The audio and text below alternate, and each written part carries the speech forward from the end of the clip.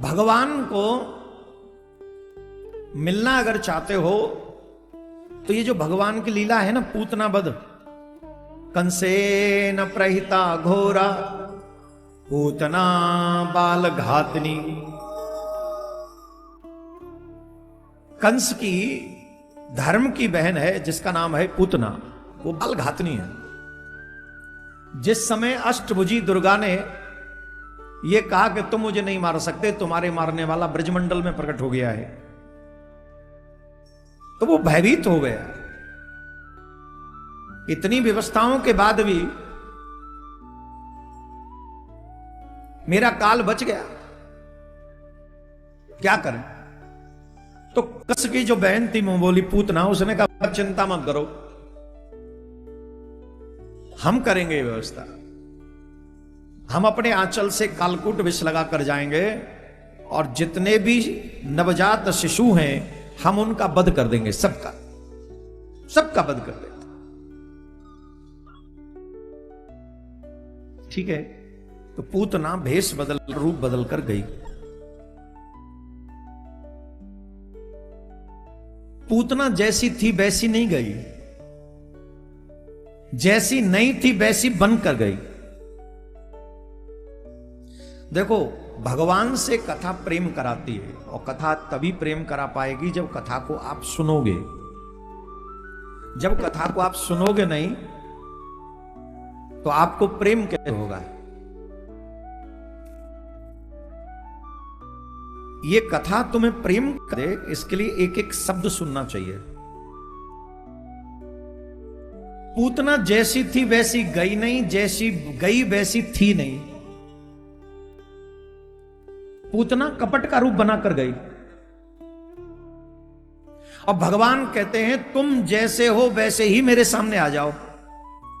किसी भी शास्त्र में, किसी भी पुराण में, किसी भी जगह पर यह नहीं लिखा हुआ है कि भगवान पापियों को नहीं तारेगा या पापियों से नहीं मिलेगा। कहीं नहीं लिखा है,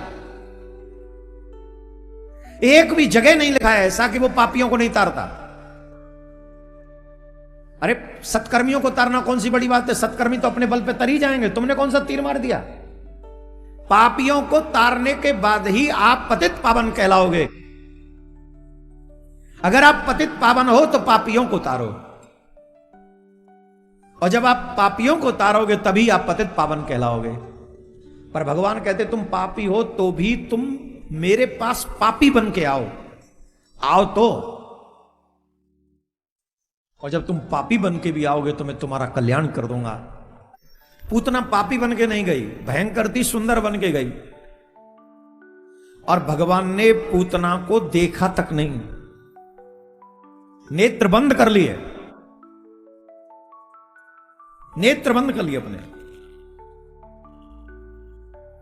आंखें नेत्र खोले भी नहीं भगवान ने। क्यों नहीं नेत्र खोले? भगवान कहते हैं मोहि कपट छल छिद्र न भावा, निर्मल मन जन सो मोहि पावा। जिसका मन निर्मल है मुझे वही प्रिय है, जिसका मन निर्मल नहीं है वो मुझे प्राप्त नहीं कर सकता, मुझे अच्छा नहीं लगता। तो हमने कहा हम भगवान से मिलना चाहते हैं तो पहले अपने आप को निर्मल करें, उतना सुंदर बनाए अपने आप को, मन से, तन से नहीं। तन की सुंदरता भगवान के लिए कोई महत्वपूर्ण नहीं है। ये गोरे गोरे होना ये कोई बहुत बड़ी बात नहीं है, पाउडर लगाओ गोरे हो जाओगे। आजकल तो ऐसी ऐसी क्रीम आ रही हैं, मुंह पे एक बार थोप लो तो ऐसा लगता है कि तुमसे सुंदर दुनिया में कोई है ही नहीं। और आजकल तो वो डॉक्टर लोग बड़ा सिस्टम सेट कर दिए हैं, नाक खराब तो नाक सेट कर देते हैं, कट लग गया तो कट सही कर देते हैं, वो झुर्रियां पड़ गई हैं तो उन्हें खींच खांच के सेट कर देते हैं। ये डॉक्टर लोग बड़े, पता नहीं धरती पे अलग ही इन्होंने जुगाड़ सेट कर दिया है। एक तो ये डॉक्टर और एक ये पार्लर वाले, इन डॉक्टरों से भी खतरनाक नहीं पार्लर वाले। शादी पे दुल्हन को दूल्हा ने देखा, सब लोग कहने लगे वाह तेरा भाग्य जग गया, इतनी सुंदर दुल्हन। दुल्हन को लेके घर गए, दुल्हन ने अपना मुंह धोया, अगले दिन भगवान के दर्शन हुए दुल्हन के। दूल्हा ने, वहां बैठा था दूल्हा, दुल्हन आई, उसने पूछा क्या बनाऊं? बोले तुम कौन? बोले हम कौन? बोले हाँ। अच्छा कल ही तो ब्याह के लाए और हमसे पूछ रहे हम कौन है? उस मोबाइल था ही तो फोटो दिखाई, बोली ये। फिर देखा, फिर उसको देखा, ये तुम हो? बोले हाँ। तुरंत पति खड़ा हुआ और पार्लर वाले के नाम FIR दर्ज कराई। इसके श्रृंगार के चक्कर में मैंने जो सोचा था वो सब नष्ट हो गया। पार्लर वाले तुम्हें यहां सजा सकते हैं, डॉक्टर जो लोग हैं वो कट वट को भी सेट कर सकते हैं, पर इनमें से कोई भी तुम्हारे मन को नहीं बदल सकता। तुम्हारे मन को सुंदर अगर कोई कर सकता है तो श्रीमद् भागवत ही कर सकती है, कुछ और नहीं।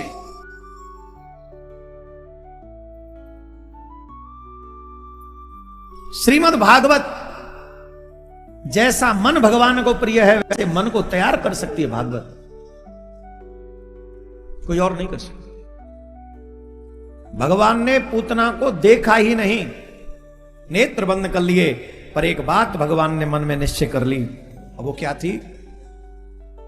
इस पूतना ने मेरी मासी बनी है, अपना आंचल मेरे मुख में देने का निश्चय किया है, तो मैं भी इसकी सदगति करूंगा। जो गति मैंने मैया यशोदा के लिए सोच रखी है वही गति में से प्रदान करूंगा।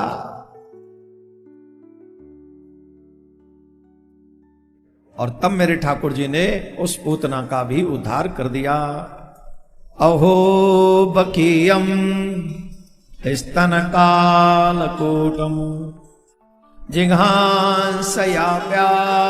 यदव्यास साध्वी लेभे गतिम दातु च्युतां ततोन्यम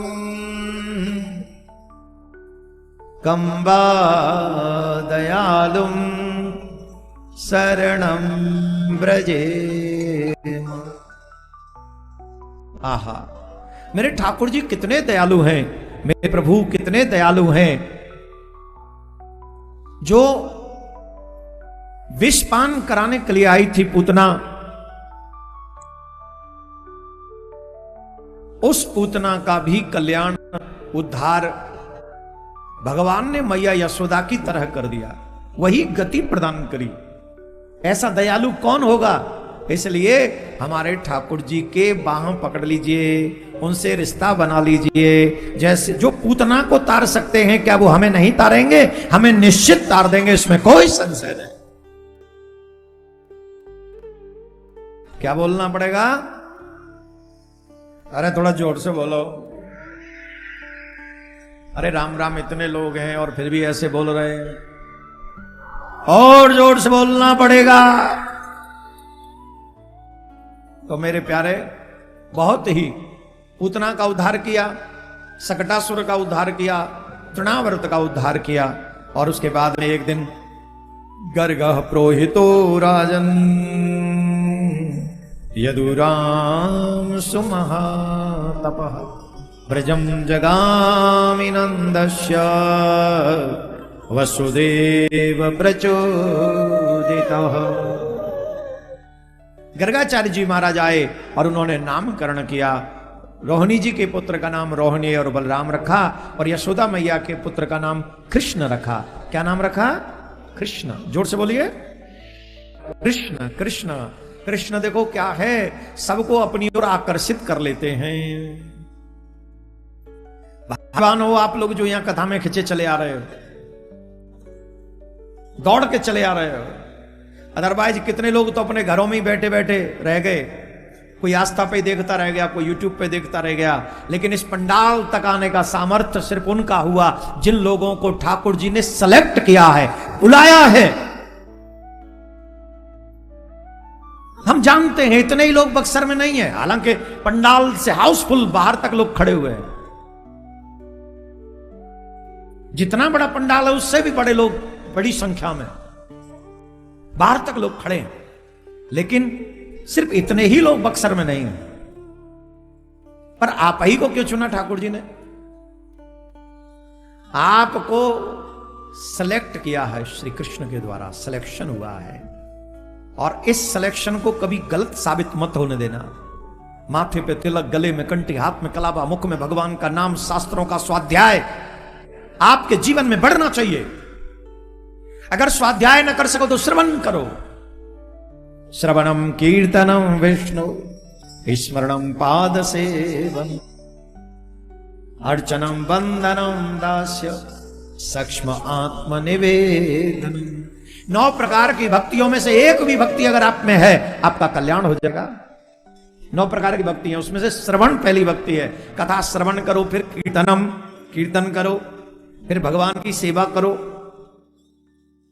ऐसी सुंदर भक्ति है 9। तो इनका नाम है कृष्ण। कृष्ण का मतलब है आकर्षणेति, सबको अपनी ओर खींच लेना। किस किस को ये कथा अपनी ओर खींच रही है? ये किसका आकर्षण है? ये ठाकुर जी की कथा का आकर्षण। और जिसके जीवन में भगवान की कथा का आकर्षण बना है, समझ लेना उसी को ठाकुर जी ने सेलेक्ट किया।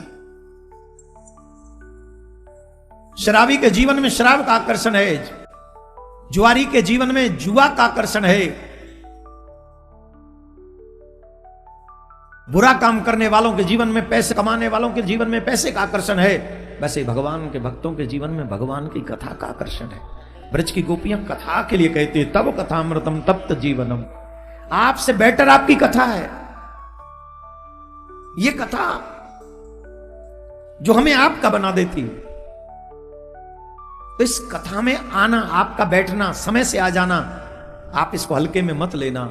ये बहुत बड़ी कृपा है ठाकुर जी की तुम्हारे ऊपर, बहुत बड़ी। शंकर भगवान गए थे, भूत बावन भोलेनाथ गए थे दर्शन करने के लिए। ब्रजभाषा बोले, अरियो मैया, अरियो मैया। कौन है रे? मैया मैं बड़ी दूर से आया हूं, मैं तेरे लाला के दर्शन करवे आया हूं। मैया ने आया के बाहर प्रणाम करी। कहे बाबा कौन है तू? मैया मैंने सुनी है तेरे घर में लाला को जन्म भयो है, तो ये सुन के मैं तेरे लाला के दर्शन करवे आया हूं, तो मुझे कृपा करके अपने लाला के दर्शन करवा दे। मैया बोली, बाबा सुन, तेरे जोरू हाथ, जैसे श्यांप बिच्छू कातर लटक रहे ना, जा ऐसा देते ने भस्म रमा राखी है, लंबी लंबी जटाएं और श्यांप लटक रहे हैं महाराज। जावे गो जा मारे, जो चाहिए सो लीजिए रावल, करहु अपनी दाया। सुत न दिखे हो तो ये दिगंबर, बालक जात डरा। मैं तो अपने लाला के दर्शन करवाऊंगी, काय को ना करवावे, मेरे लाला डर पे जावेगा तो देख के। ये माताएं जानती हैं अपने बच्चों के लिए, पापा उतना टेंशन नहीं लेता बेटे के लिए जितनी मम्मी लेती है टेंशन। लेती है कि नहीं जी? सुनते हो? हाँ, देखियो जिन्हें तातो है रोए, तातो समझ रहे नहीं? अच्छा, देखना ये गरम हो रहा है। कौन गरम हो रहा है? यही अपनो पप्पू। अरे जाड़ो पर्रो, रजाई में घुसो परो। अब जो रजाई में गरम ना होगा तो ठंडो होगो। पर माताएं कितनी सेंसिटिव होती हैं बच्चे के लिए। देखना है ये गर्म हो रहा है, कहीं बुखार तो नहीं है। जब से पता नहीं 3 दिन से हमारी वो आई थी ना जिठानी, उसका पल्लू पड़ गया है इसके ऊपर। मैं जो बोल रहा हूं माता जी समझ रही है मेरी भाषा, ये पुरुष नहीं समझ रहे हैं।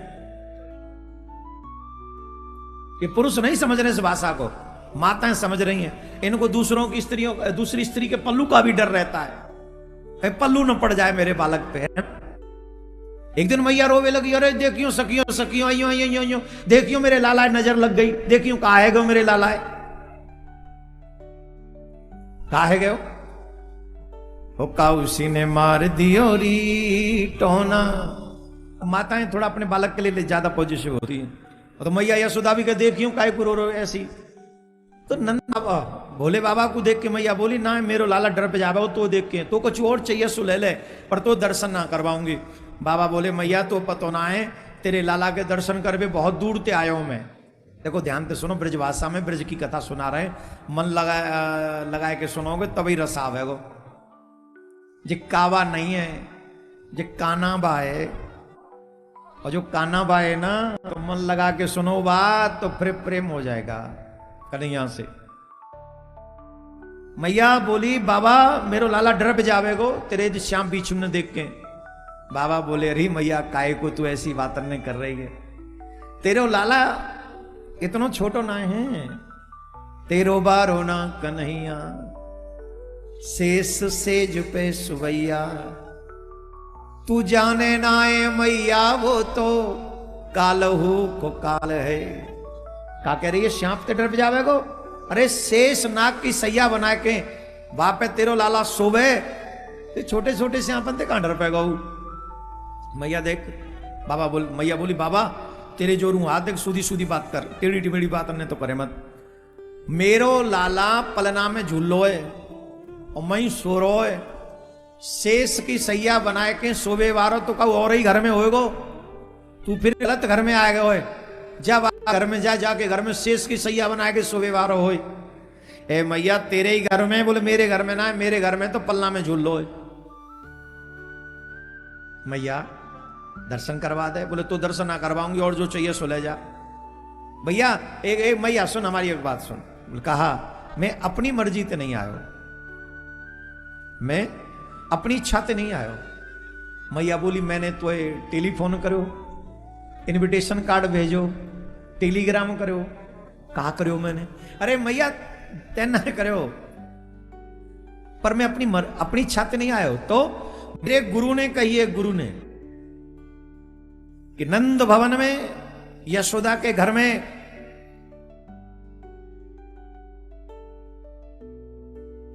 जा लाला को दर्शन भयो है, वह लाला के दर्शन करके आ। और मैया तू तो जाने शिष्य को परम धर्म है गुरु की आज्ञा को पालन करवो, जा हमारे में अपने गुरुदेव की आज्ञा को पालन करवे के लिए आयो, मोए तू अपने लाला के दर्शन कलन दे। मैया बोली जय जय जय जय जय जय, तोए धन्य, तेरे गुरु को पहले प्रणाम तो कहूं फिर तेरे गुरु को। तू भी बढ़िया और तेरा गुरु तोते बढ़िया। आज तो तेरे गुरु ने कही जा यशोदा के लाला के दर्शन करया, कल तेरे गुरु कहेगो कि जा यशोदा के लाला उठा ला तो तू उठा भी आ जाइयो, मैं तो दे दूं क्योंकि तेरे गुरु ने कही है। अरे मैया ऐसा मत करे, मोए अपने लाला के दर्शन करवा दे। बोले ना तू दर्शन ना करवाऊंगी। बोले मैया तू जाना नहीं है, अब थोड़े शंकर भगवान वैसे भाई तू जाना नहीं है, हम योगी हैं, हट पे बैठ गए ना, यहां ते तेरे द्वार ते उठ के नहीं जाऊंगो जब तक तेरे लाला के दर्शन नहीं पाऊंगो, यहीं तेरे द्वार पे धूनी रमाऊंगो, यहीं बैठ जाऊंगो। अब ही ना करवावे दर्शन कोई बात नहीं, पर जब तेरो लाला बड़ो है जावेगो, और बड़ो है कि जब ब्याहवे जावेगो, तेरो लाला जब ब्याह करवे जाएगो, दूल्हा बन के जब घोड़ी पे बैठ के जावेगो, बाद समय में तेरे लाला के दर्शन कर लूंगो, और जब मैं बाद समय तेरे लाला के दर्शन करूंगा तो बाद समय तो और मलुक लगेगो, जहीं बैठ जाऊंगो। मैया बोली मेरे छोरा के ब्याह तक यहीं बैठे रहेगो, जब तक मेरे छोरा को ब्याह नहीं होगा यहीं बैठे रहेगो। आज दर्शन करवा दे, आज चले जाऊंगो, दर्शन ना करवाए तो ब्याह तक यहीं बैठे रहूंगो। मैया बोली बाबा एक काम कर, तुम ऐसे चुपचाप बैठे, तुम्हें मेरी बात समझ में आ रही है? मैं श्रोताओं से पूछ रहा हूं आपको मेरी बात समझ में आ रही है? फिर ऐसे चुप क्यों बैठे हो? न रो रहे, न हंस रहे, न कछु, ऐसा लग रहा हो जैसे मैंने तुम्हारी जेब से चुरा के मैं भाग गया हूं, एकदम सन्नाटो। अरे नहीं, कम से कम चेहरे पे तो हंसी आएगी कि बाबा कह रहे कि मैं तेरे लाला के ब्याह तक बैठे रहूंगा, मैया कह रही है बैठो रहे, मेरे छोरा के ब्याह तक मत बैठो रे, मेरे छोरा के छोरा है जब आके ब्याह तक बैठो रहे, पर मैं तो दर्शन ना करवाऊंगा। अब काय को ताली बजाई तुमने? अब जामार ताली बजाई कि बाबा इतनी देर बैठे रहे जा। अरे भाई हद कर दे, बक्सरवा रहे हो। विश्वामित्र जी ये राम लक्ष्मण नहीं सिखाए के चले गए, नेका दिन नहीं सिखाए जानते। चलो मैं ये राम जी को सिखा रहे थे, हम आपको सिखा रहे हैं, ठीक है सीखो। जब भगवान की कथा में आनंद आए तो चेहरे पे स्माइल रहनी चाहिए, और जब विरह की कथा हो तो नेत्रों में अश्रु होना चाहिए, और जब उत्साह की कथा हो, उत्सव की कथा हो, तब नाचना और झूमना चाहिए। जैसे जैसे कथा का रस बदले, रंग बदले, वैसे वैसे मेरे मन का रंग और आनंद बदलना चाहिए। बोलो राधे राधे। ये सीख लो, अच्छी बात सीख लेनी चाहिए। तो मैया बोली बाबा एक काम कर, तू बैठ जा, तुझे ही धुनी रवा, तू यहीं बैठ। तू का समझा हम हाटी कम है? वैसे तो नियम जी है, छोरा जाए छोरिया ब्यावे का जाए, तू यहीं बैठे रहो ना बाबा, तो मैं छोरी ले आऊंगा जई आंगन में, और अपने ही आंगन में छोरी बुलाए के, अपने ही आंगन में मांडव गड़वाए के, अपने ही आंगन में भाव डरवा दूंगी, पर तो दर्शन नहीं करवाऊंगा, नहीं कहूं दर्शन नहीं करवाऊंगा। अब समझ लो। और मैया झट चली गई भीतर, और बाबा बोले महाराज राम जन्म की मैया ज्यादा सूदी सादी, ये तो बहुत टेढ़ी मैया मिल गई लगे। जब राम अवतार में आपको प्राकट्य भयो वास समय, तो आपके दर्शन करवो बड़ो सरल है गए, पर अब तो दर्शन है कि कोई भावना ही नहीं दिखाई पड़ रही है, क्या करें। बाबा ने फिर राज लगाई, अरियो मैया, यशोदा मैया। मैया बोली बाबा भाई गयो ना है। अरे मैया कैसे जाऊं, दर्शन करवा दे, दर्शन ना करवाऊंगी। अच्छा तो ठीक है मैया हम जा रहे हैं, और बाबा वहां से चले गए। और मैया जब भीतर आई तो देखो कन्हैया बड़ी जोड़ जोड़ते रो रहे हो, मोटे मोटे गालन पे मोटे मोटे आंसू। कन्हैया के गाल बड़े मोटे मोटे, बहुत ऊंचे ऊंचे मोटे गुदगुदे, और नैना मोटे मोटे हैं ही। नैना कैसे हैं? हमारे ब्रज में एक रसिया गाते हैं, बहुत प्यारा है, कजरारे मोटे मोटे तेरे नैन, नजर ना लग जाए।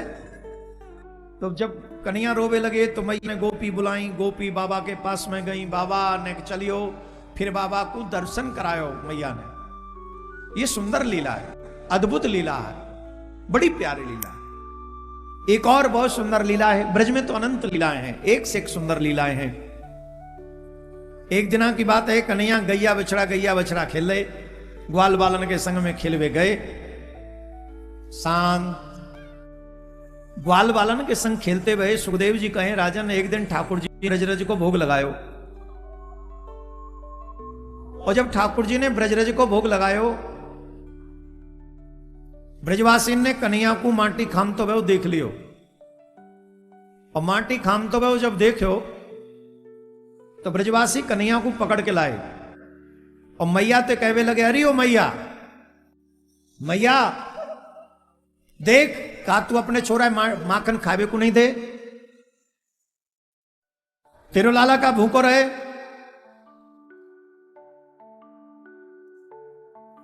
माटी खाई है तेरे लाला ने,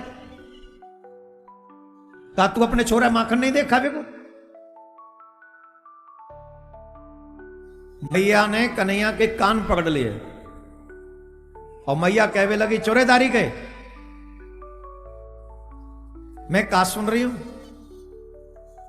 कहा आज तने माटी है, और क्यों खाई? माटी खाई है तो क्यों खाई?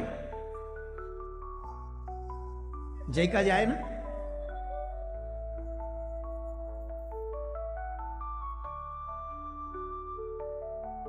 जय काज गयो तू खेलवे। अब मैया पूछ रही बोल चुना रहे हो, माटी खाई है? कन्हैया कह रहे अरे बोले चुना है, माटी खाई है कि ना है? तब माटिए घटक के कन्हैया कहवे लगे मैया ना हम भक्ष्यत पानम्ब सर्वे मिथ्या विसंसनि यदि सत्तगेस्तर ही समक्षम पश्य मे मुखम। मैया मैंने माटी नहीं खाई। तो झूठ बोल रहे हैं? बोले हाँ सब झूठ बोल रहे हैं। और यदि तू मेरी बात को सांचो नहीं माने तो एक काम कर, तू मेरा मुख खोल के देख ले। माखन चोरी लीला से पहले माटी खावन लीला को सुनना चाहिए, पूतना के बध को सुनना चाहिए रात से पहले। किसी व्यक्ति के विषय में आप आधी बात सुनो और आधी न सुनो तो आप उस व्यक्ति को समझ नहीं पाओगे। मेरे कृष्ण के विषय में आप रास के विषय में सुनो, माखन चोरी लीला के विषय में सुनो, पूतन वध के विषय में न सुनो, माटी खावन लीला के विषय में न सुनो, तो आपको ब्रह्म समझ में नहीं आएगा, कृष्ण समझ में नहीं आएगा। कहते ना आधी अधूरी बात में तो कुछ भी छिपा रहता है। क्या बोलते हैं उसको? आधा सत्य। और सोशल मीडिया के जमाने में तो आधा सत्य नहीं, इस श्लोक के 4 चरण होते हैं, 4 चरण में से भी एक आध अक्षर को उठा के हमारे आगे परोस देते हैं। सोशल मीडिया का जमाना ना, शॉर्ट 1 सेकंड की रील, 1 सेकंड की नहीं 30 सेकंड की रील ज्यादा देखते हैं लोग, और देखने का सामर्थ्य खत्म होता जा रहा है। तो 30 सेकंड में कौन सा मैसेज दोगे? तो एक श्लोक पूरा बोलेंगे तो अर्थ अलग निकलेगा। जैसे हमारे यहां लिखा गया है, शास्त्रों में बताया गया है, हिंसा नहीं करनी चाहिए, अहिंसा परमो धर्म कहा है, हमें बताते हैं। तो हम हिंदुओं को बताया गया कि अहिंसा परमो धर्म, हिंसा नहीं करनी चाहिए, यह परम धर्म है। पर आगे के चरण में क्या लिखा है? आगे उसी में लिखा हुआ है, धर्म की रक्षा के लिए अगर हिंसा भी करनी पड़े तो करनी चाहिए। उसी श्लोक में लिखा हुआ है, और कहीं धर्मो रक्षति तथैव च ऐसा करके कुछ लिखा, वो पूरा याद अभी याद नहीं आ रहा है इसलिए बोला नहीं। तथैव च, वो धर्म की रक्षा के लिए वो हिंसा करनी चाहिए, और इतिहास में वो हिंसा हुई है। किसके लिए? धर्म की रक्षा के लिए। महाभारत का युद्ध प्रमाण है, रावण राम का युद्ध प्रमाण है। सीता मां के सम्मान के लिए राम जी लड़े थे रावण से, लड़े थे कि नहीं? हिंसा हुई थी कि नहीं? जवाब दो। महाभारत के युद्ध में द्रौपदी के सम्मान के लिए युद्ध हुआ था कि नहीं? सिर्फ दुशासन ने द्रौपदी के वस्त्र को हाथ लगा दिया था, कितना बड़ा युद्ध हो गया। और यहां तो फ्रिज में 36 टुकड़े करके डाल दिए गए। कोई युद्ध हुआ? क्यों नहीं हुआ? क्यों कायर हैं हम लोग, बुज़दिल हैं हम। अब हमें स्त्रियों के सम्मान से क्या मतलब? और देखो टीवी चैनलों पे भड़केंगे, वुमेन्स को पावर दो, वुमेन्स को आगे बढ़ाओ, और जब ऐसे देवियों का अपमान होता रहे तो एक के मुंह में कोई बोलता नहीं। देवियों का सम्मान धर्म है, उसकी रक्षा के लिए लड़ना धर्म है। पुरुष वही पुरुष है, मर्द वही मर्द है, जिस मर्द के होने पर मां, बेटी, बहन और पत्नी अपने आप को सुरक्षित महसूस करती हो, उसी मर्द का होना इस पृथ्वी पर सार्थक है।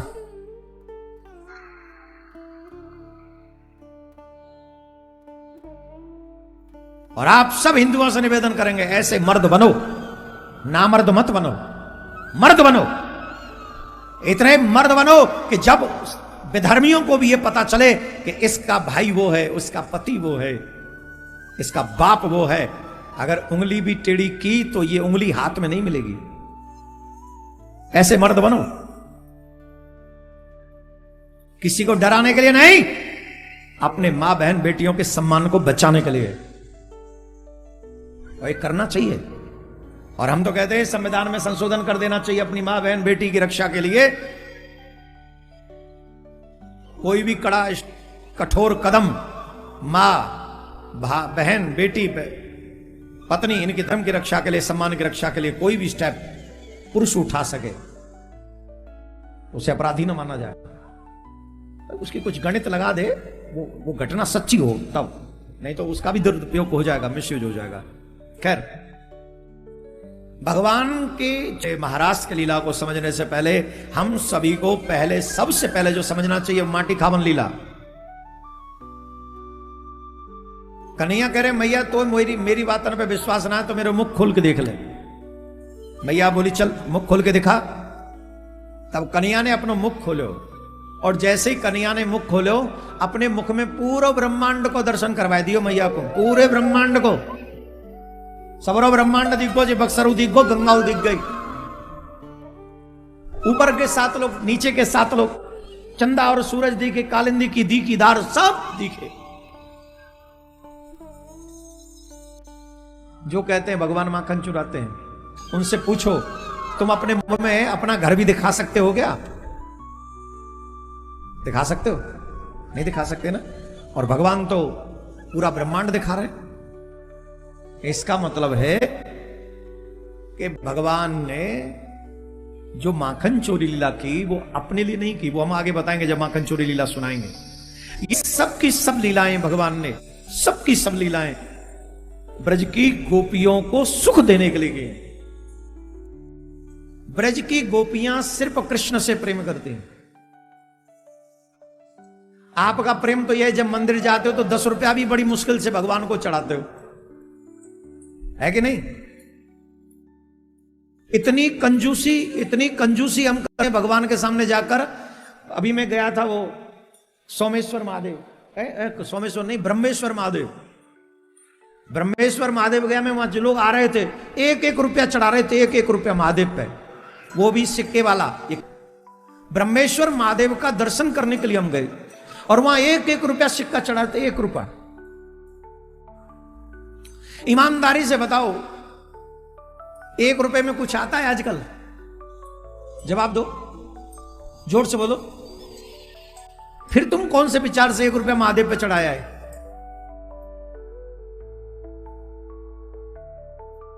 अरे भगवान तो भाव के भूखे पे, एक भी मत चढ़ा।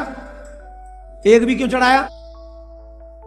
सामर्थ्य के अनुसार चढ़ाया। तो क्या तेरी औकात 1 रुपए की ही है? हम क्यों कंजूसी कर रहे हैं? हमें कभी भी धर्म के काम में कंजूसी नहीं करनी चाहिए। ठाकुर जी के पास जाएं, भगवान कभी नहीं कहता कि तू सोना चढ़ा दे, चांदी चढ़ा दे, लेकिन भगवान ये जरूर कहता है अपनी सामर्थ्य के अनुसार मेरी पूजा कर। जितनी तेरी सामर्थ्य है मेरी पूजा कर, मैं तेरी और सामर्थ्य बढ़ाऊंगा। हम सबके घर में लड्डू गोपाल जी हैं कि नहीं है? हैं? किस किस के घर में लड्डू गोपाल जी? हाथ उठा। लड्डू गोपाल जी हैं घर में? अच्छा, अपने बेटे के लिए 5,000 की ड्रेस कौन कौन खरीद चुका है अब तक? 5,000 की, 2,000 की, 3,000 की? हाथ उठाओ। अपने बेटे के लिए नीचे करो। और जब लड्डू गोपाल जी भी आपके बेटा ही हैं? लड्डू गोपाल जी बेटा हैं। अब लड्डू गोपाल जी के लिए पोशाक लेने के लिए गए और पोशाक वाले से पूछे भैया कितने की है? भैया कितने की है? फिर क्या बोला हमने? उसने बोला 50 रुपए की। क्या बोला उसने? जोर से बोलो। तुरंत रिएक्शन क्या होता है हमारा?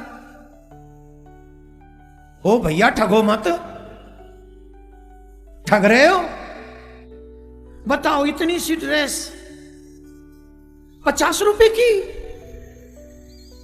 ठग रहे हो। तो जब फटी हुई जींस 5,000 रुपए की हो सकती है, तो ये गोपाल जी की ड्रेस 50 रुपए की भी नहीं हो सकती। और वैसे कहते हो कि भगवान तुम्हारा बेटा है? शरीर के बेटे के लिए 5,000 की फटी हुई जींस, और आत्मा से जिसे हम अपना बेटा मान रहे हैं उसके लिए 50 रुपए हमको भगवान के लिए पोशाक के लिए सोचना पड़ रहा है, और ऊपर से कहते भगवान हमें मिलते नहीं। या तो बेटे के लिए भी 50 रुपए के कपड़े पहना, या फिर ठाकुर जी के लिए भी कम से कम 500 की पोशाक बनाना अपना स्वभाव बना ले। भगवान की पूजा सेवा सामर्थ्य के अनुसार करनी चाहिए। जितनी आपकी सामर्थ्य है आप उतनी सेवा करो। अगर 5 रुपए की है तो 4.25 की करो, लेकिन अगर 10,000 की है और फिर भी आप सिर्फ 100 रुपए की सेवा कर रहे हैं तो भगवान आपसे प्रसन्न नहीं होगा। ब्रज की गोपियों पे सबसे बड़ा धन जो था वो था, भगवान ने अपने मुख में ब्रह्म को बताया हो कि मुझे साधारण मत समझना, मैं वही ब्रह्म हूं जिससे ये जगत उत्पत्त होता है, जिससे जगत प्रकट हुआ है, और ये जग जिसमें समा जाता है, मैं वही ब्रह्म हूं। लेकिन गोपियों की भावना को पूर्ण करने के लिए माखन चोरी लीला भी करता हूं, मैं चीरहरण लीला भी करता हूं, और मैं रास भी करता हूं। किसके लिए? गोपियों की भावना को पूर्ण करने के लिए। बोलो राधे राधे। जोर से बोलना पड़ेगा, और जोर से बोलिए।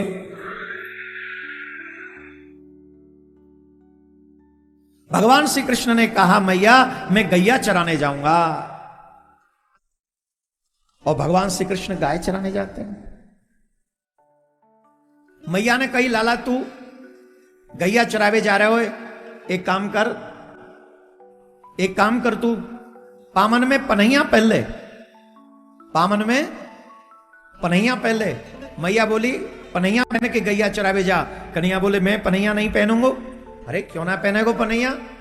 बोले मैया तू मोए पनैया पहनाना चाह रही है तो एक काम कर दे। बोले कहा? बोले हर गैया को पनैया पहरा। मेरे कन्हैया से कृष्ण भक्ति गौ भक्ति सीखिए। गौ भक्ति किसको कहते हैं? कृष्ण से सीखिए। आजकल हम लोग गौ भक्ति नहीं कर रहे हैं और इसीलिए हमारे घरों में अशांति आ गई है, द्वंद्व बढ़ रहा है, परिवार टूट रहे हैं। क्यों? पहले हर घर में गौ के गोबर से चौका लगाया जाता था। किस किसने अपने घर में गौ के गोबर से चौका लगाया है? उनके घर में जाके देख लो, ज्यादा संबंध टूटे हुए नहीं मिलेंगे।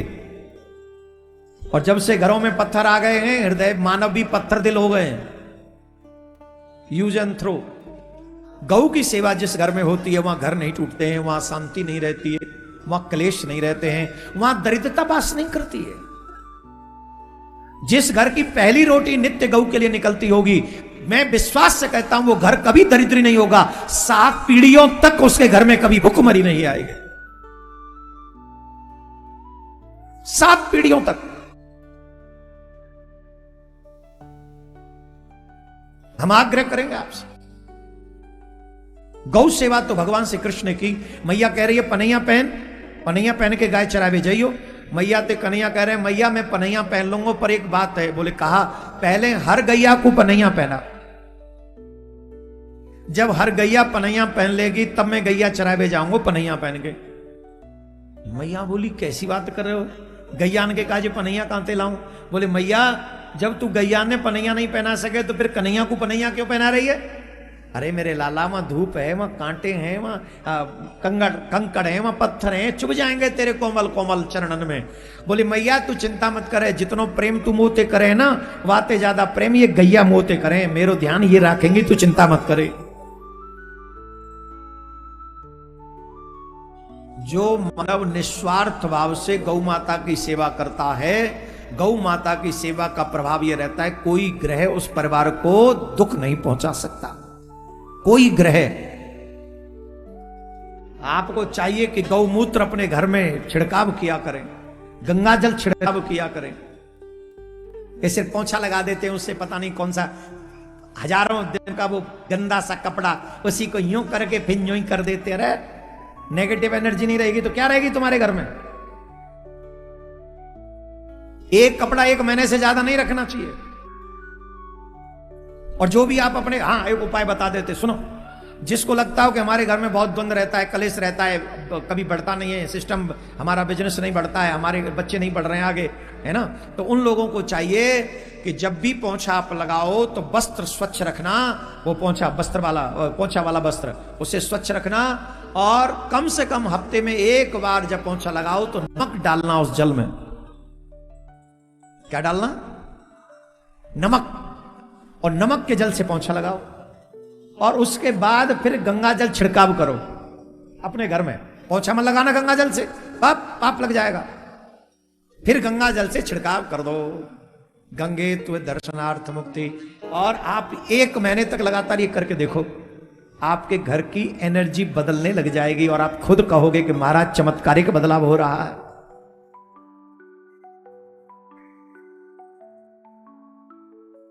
ये गौ माता की बहुत बड़ी सेवा है।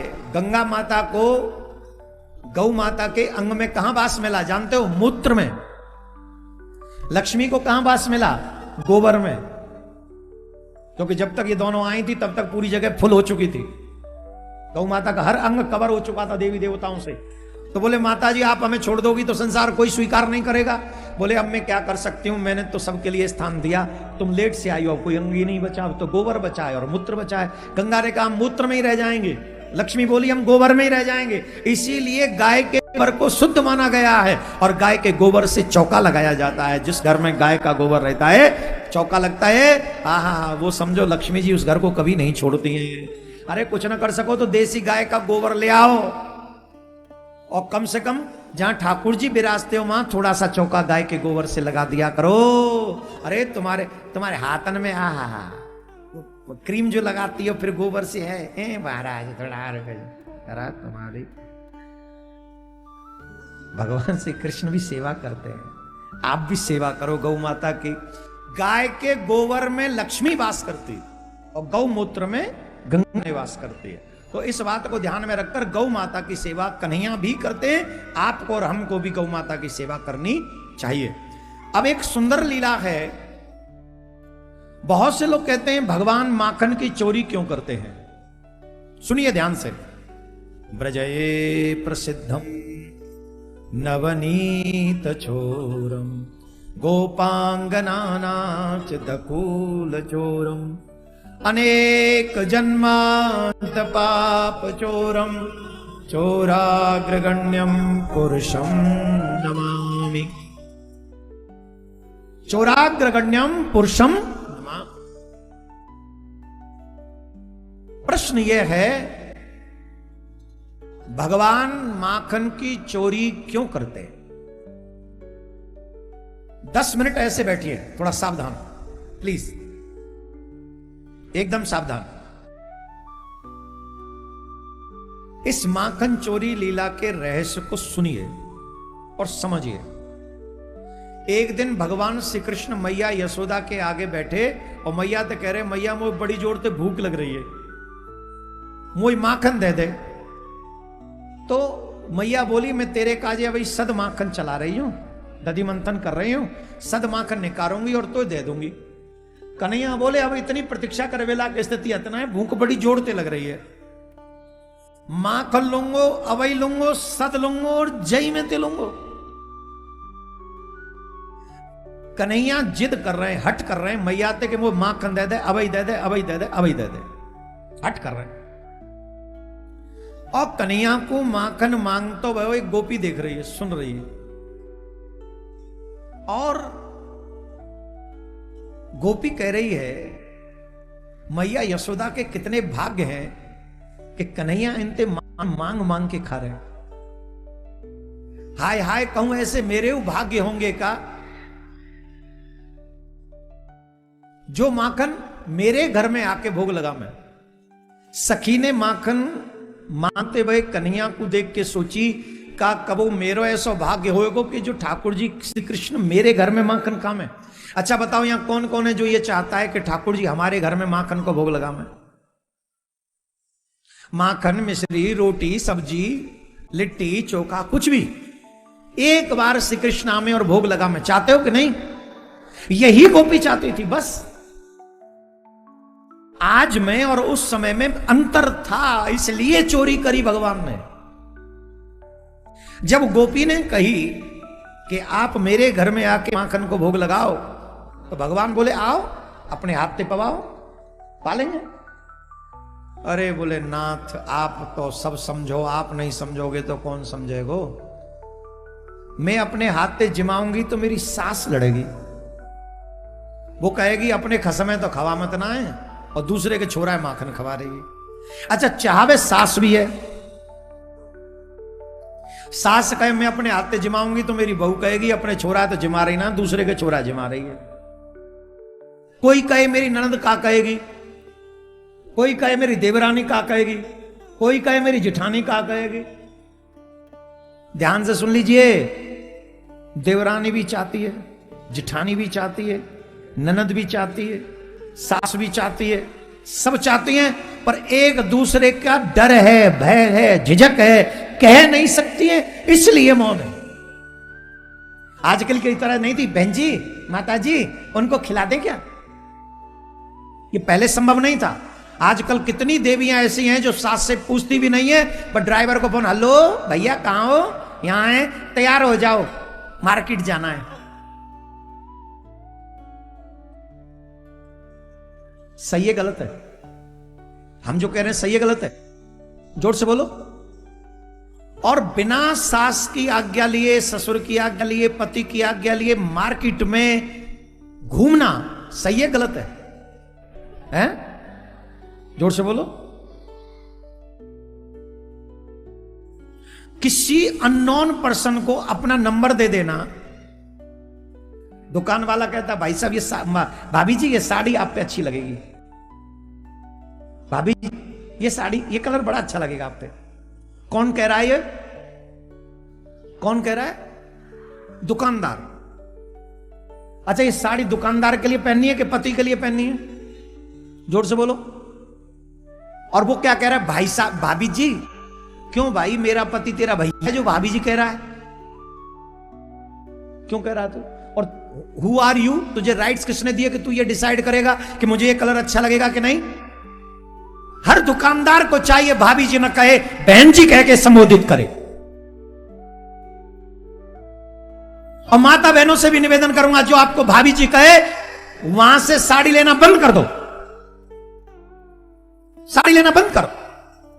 और जो बहन जी कहे वहां से साड़ी लेना शुरू करो। जो बहन जी कहेगा उसकी भावना में दोष नहीं होगा, और जो भाभी जी कहेगा वो कभी ना कभी भावना में दोष ले आ सकता है। एक और निवेदन कर दें, जब भाभी जी चली गई हैं तो बात माता बहनों से निवेदन है, ये जो आप अपने वस्त्रों का सिलाईकरण करवाती हैं और नाप नूप लेने जो आते हैं, मैं आपसे निवेदन करता हूं जो सनातन को मानने वाले लोग हैं उन्हीं के यहां पर आपको अपने वस्त्र सिलवाने चाहिए, और यह निश्चित आपको कर लेना चाहिए अपने सम्मान के लिए। मुझे पता है आप ताली नहीं बजा रही हो, और क्यों नहीं बजा रही वो भी मुझे मालूम। अभी मत बजाओ, इसलिए नहीं ताली बजा रही हो। अधिकांश 80% विधर्मी लोग ही टेलरिंग का काम करते हैं, और आप उन्हीं से वस्त्र सिलवाते हो। और जब आप उनसे वस्त्र सिलवाते हो तो वही आपका नाप भी लेते हैं, वही आपका नंबर भी रख लेते हैं, और वही नंबर के माध्यम से वो आपकी बहन बेटियों तक पहुंच जाते हैं, और उसी से वो आपके घर की इज्जत को लूटने का काम भी करते हैं। हम कथावाचकों को तुम शिकार बना दो सबका, और तुम अपनी छोटी छोटी चीजों पे भी चेंजेस नहीं ला सकते। तुम्हारे घर की बेटी मोस्ट इंपॉर्टेंट इज्जत है कि नहीं? बहन इज्जत है कि नहीं? तुम्हारी खुद की इज्जत महत्वपूर्ण है कि नहीं? कि 10 रुपए ज्यादा महत्वपूर्ण है? बताइए, कौन डिसाइड करेगा कि तुम्हारे कपड़े कौन से लेगा? ये भी महाराज डिसाइड करेंगे क्या? जवाब दीजिए, कौन डिसाइड करेगा? इतना सा डिसीजन तुम नहीं ले सकते। मेरे घर में कोई वो विधर्मी नहीं आ सकता जिसके सामने मेरी मां बहन बेटी का सम्मान खतरे में पड़ जाए। तुरंत गेट आउट करो। अरे 200 400 500 रुपए एक्स्ट्रा लगेंगे ना, लगाओ अपनी इज्जत। तुम्हारी इज्जत क्या 500 रुपए लायक भी नहीं है कि नहीं? अब नहीं आ रही, अब नहीं जुबान निकल रही होगी, अब नहीं निकल रही होगी। फटी जींस 5000 में खरीदने वाले हम अपनी मां बहन बेटियों का सम्मान 500 रुपए देके एक नहीं बचा सकते? चले मॉडर्न बनने के लिए, बांग्लादेश बनने से बचा लो अपने देश को। और इसकी शुरुआत करनी होगी हर माता बहन को, चाहे वाला हो, सब्जी वाला हो, वस्त्र सिलने वाला हो, रिक्शा वाला हो। हर उस व्यक्ति को आप काम दो जो सनातन को मानने वाला हो, राम को मानने वाला हो, कृष्ण को मानने वाला हो, शिव को मानने वाला हो, नारायण को मानने वाला हो। और यह कसम खा लेनी चाहिए, हमें कसम खानी चाहिए कि हम अपनी मां बहन बेटियों के ऊपर कोई भी अपमान नहीं होने देंगे, और इसके लिए हमें जो भी करना पड़ेगा करेंगे करेंगे करेंगे। और माता बहन, हमारे योगी जी ने एक काम किया, यूपी सरकार ने बहुत अच्छा एक काम किया। हमारे यूपी में एक नियम बना दिया है, मां बहन बेटियों का नाप लेने के लिए स्त्री होनी चाहिए दुकान पे। अगर नहीं होगी तो जेल जाना पड़ेगा उस टेलर को। ताली बजा रहे हैं क्या? क्या है? वहां यह कानून बन सकता है, बिहार में क्यों नहीं बन सकता? और न बनाए कोई सरकार कानून, आई डोंट केयर। ये माता बहनों को सोच लेना चाहिए कि जिस दुकान पे लेडीज नहीं होगी नाप लेने वाली, हम उस दुकान पे अपने वस्त्र ही नहीं सिलवाएंगे। ये आप निभाइए ना, ये आप कदम उठाइए। अब नहीं बजेंगी ताली, अब रह जाएंगे। अरे हमारी इज्जत बचाने भी सरकार आएगी, हम अपने लिए कोई काम नहीं करेंगे। चलो बताओ आज कौन कौन ये कदम उठाएगा, ये कसम खाएगा कि आज के बाद हम उन्हीं जगह पर अपने वस्त्र सिलवाएंगे जो सनातन को मानने वाले लोग वस्त्र सिलने का या फल बेचने का या सब्जी बेचने का या भोजन बेचने का काम करते होंगे। बोलो कौन कौन तैयार है? बोलो बंसी वारे की। लोग कहते कथावाचक क्या करते? ये कथावाचक कर क्या रहे हैं? कथावाचक हर मां बहन बेटी घर का इस सम्मान को बचाने का प्रयास कर रहे हैं। जो काम घर के बुजुर्गों को करना चाहिए था वो काम हम कर रहे हैं। अब कई तो बुजुर्ग ये कहेंगे ले अब ये बोलेंगे ऐसा, हम बोलेंगे और जब तक जिंदा रहेंगे तब तक बोलेंगे और अपनी मां बहन बेटियों की इज्जत को बचाने के लिए हर स्टेप पे बोलेंगे, हर स्टेप उठाएंगे। राधे राधे बोलना पड़ेगा। तो ब्रज की गोपियां चाहती हैं भगवान उनके घर पधारें और भोग लगाएं। गोपियों की भावना को पूर्ण करने के लिए भगवान माखन की चोरी करते हैं। माखन की चोरी किस लिए करते हैं? इसलिए भगवान माखन की चोरी करते हैं जिससे प्रत्येक गोपी के मन की कामना पूर्ण हो जाए। भगवान ने ब्रज की गोपियों की इच्छा को पूर्ण करने के लिए माखन चोरी लीला की और यही भगवान का स्वभाव है कि भगवान अपने भक्त की मनोकामना पूर्ण करने के लिए कुछ भी करते हैं, कुछ भी। और ऐसे दयालु ठाकुर को अगर हम बुलाएंगे तो क्या श्री कृष्ण हमारे पास नहीं आएंगे? घर में आके भोग नहीं लगाएंगे? हमारे लिट्टी चोखा नहीं खाएंगे? हमारी रोटी नहीं खाएंगे? सूखी सही, हम पे न सही माखन, तो क्या ठाकुर जी सूखी रोटी का भोग नहीं लगाएंगे? लगाएंगे, अवश्य लगाएंगे, पर हमें उसके लायक बनना पड़ेगा। ऐसी सुंदर सुंदर लीलाएं मेरे ठाकुर जी ब्रज में बहुत प्यारी प्यारी लीलाएं करते हैं। आइए अब आप लोग बैठ जाएं, सभी कुछ अच्छी बात जो आपके संसारिक जीवन में आपके काम आ जाएं वो बता देते हैं। सुनिए ध्यान से। कुछ कार्य जीवन में सीख लेने चाहिए। रथ गाड़ी बैठे हुए 90 वर्ष से अधिक आयु वाले वृद्ध को, रोगी बोझ उठाए हुए मनुष्य को, रजस्वला स्त्री को और राजा अथवा दूल्हे को, ये अगर सामने से आ रहे हों तो इनको मार्ग से हटकर रास्ता दे देना चाहिए, स्वयं हट जाना चाहिए। आप सोचो गाड़ी सामने से आए और तुम ना हटो तो क्या हो जाएगा? बुजुर्ग सामने से आ रहे हो और आप ना हटें तो उनको कष्ट हो जाएगा। गाड़ी आ रही हो आप ना हटे तो आपको कष्ट हो जाएगा। और किसी के सर पे बोझ हो, वो आ रहा हो और आपके सर पे बोझ नहीं है, आप नहीं हटो तो वो कष्ट पाएगा। रजस्वला स्थिति जो स्त्री की होती है उस समय हमको आगे से हट जाना चाहिए। बुजुर्ग कोई आ रहे हो तो हमें आगे से हट जाना चाहिए। दूसरा, इन्हीं को मार्ग दे देना चाहिए। चलते हुए जब हम मार्ग में चल रहे हों तो दो काम नहीं करने चाहिए जो अधिकांश आजकल करते हैं। कभी भी मार्ग में चलते समय दो काम नहीं करने चाहिए। कौन से दो काम? एक तो मार्ग में चलते हुए पढ़ना नहीं चाहिए, दूसरा मार्ग में चलते हुए खाना नहीं चाहिए। और आजकल तो हम ये बात समझा ही नहीं सकते किसी को, क्योंकि हम लोग तो भोजन भी चलते चलते ही, आजकल बच्चों को देखो लेट हो जाते हैं, वो परांठा वो गोल गोल सा बना लेते हैं और खाते हुए भागते हुए चले जाते, चप्पल जूते भी पहने हुए और खाते हुए चले जा रहे हैं। इससे भोजन का इफेक्ट पॉजिटिव नहीं नेगेटिव होता है। तो सावधान होकर हमको चाहिए कि हम और आप इन दो चीजों का ध्यान रखें कि न तो चलते समय पढ़ें और न चलते समय भोजन करें। और किस किस से कितनी दूरी बनानी चाहिए चलते समय, या सामने से ऐसी स्थिति आ जाए तो, बैलगाड़ी हो या मोटर गाड़ी उससे 5 हाथ की दूरी पे रहना चाहिए। घोड़े से 10 हाथ की दूरी पे रहना चाहिए। हाथी से 100 हाथ की दूरी पे रहना चाहिए।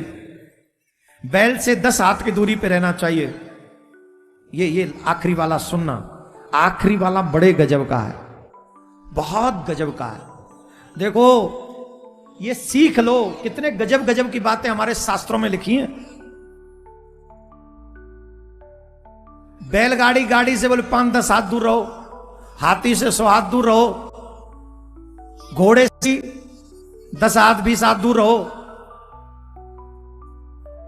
परंतु अगर कोई दुष्ट व्यक्ति हो उस स्थान पर, उससे दूर नहीं, उस स्थान को ही छोड़ के चले जाना चाहिए।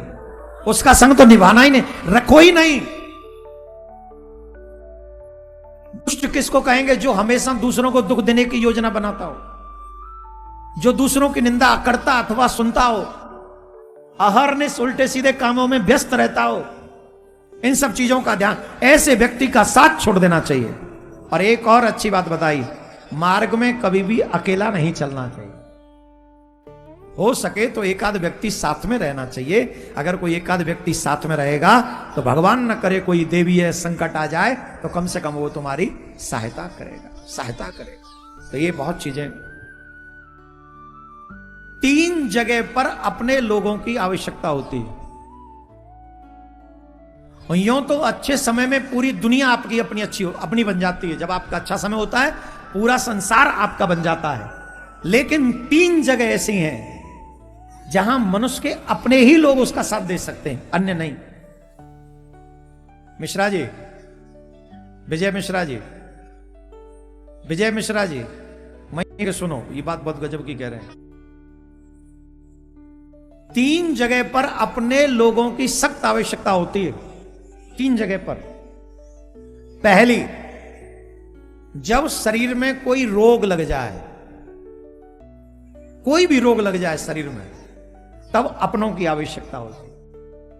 जब अपने लोग लाके चल नहीं सकते, वो दवाई ले आए, ले जाएं, डॉक्टर को दिखा लाएं, कुछ कर लें, तो उसमें अपनापन लगता है और लगता है कि हाँ हमारे पास अपने लोग हैं। दूसरा, कोई कोर्ट कचहरी का केस लग जाए अकारण, कोई केस लग जाए, तो जब किसी व्यक्ति पे केस लग जाता है तो अपने भी साथ छोड़ देते हैं। अरे राम राम राम, दूर रहो। लेकिन उस समय में कोई अगर आपके साथ खड़ा हो जाए, अब ऐसा नहीं कि तुम किसी का मर्डर करके खड़े हो और फिर भी कोई लोग तुम्हारा साथ दें, फिर तो पापा ही है। तुम्हें फंसा दिया गया, तुम फंस गए, फिर भी तुम पे केस कर दिया गया, और उस समय तुम्हारे लोग तुम्हारे साथ खड़े हो जाएं तो तुम हारी हुई बाजी जीत सकते हो, तुम जीत जाओगे। और सबसे महत्वपूर्ण है वो ये आखिरी जो मैं बोलने जा रहा हूं, सबसे ज्यादा आवश्यकता अपनों की होती है। शरीर जब प्राणों को छोड़ देता है तो प्राणों को छोड़ने के बाद एक अंतिम स्थिति बचती है, क्या? इस शरीर को शमशान तक पहुंचाने की। और इस शरीर को शमशान में सिर्फ अपने ही पहुंचा सकते हैं। तो अंतिम समय पर भी अपनों की आवश्यकता पड़ती है। और इन 3 जगह पर जो अपने दिखाई पड़े, सही मायने में आप उन्हीं को अपना कहिएगा।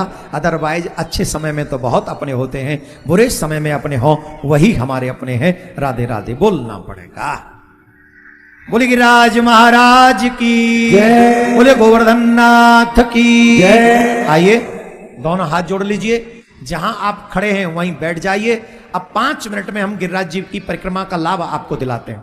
सभी बैठ जाएं और जैसे जैसे हम बोलें वैसे वैसे आप अपने मन में सोचिए। आप यहां बैठे बैठे गोवर्धन नाथ की परिक्रमा का लाभ ले लेंगे।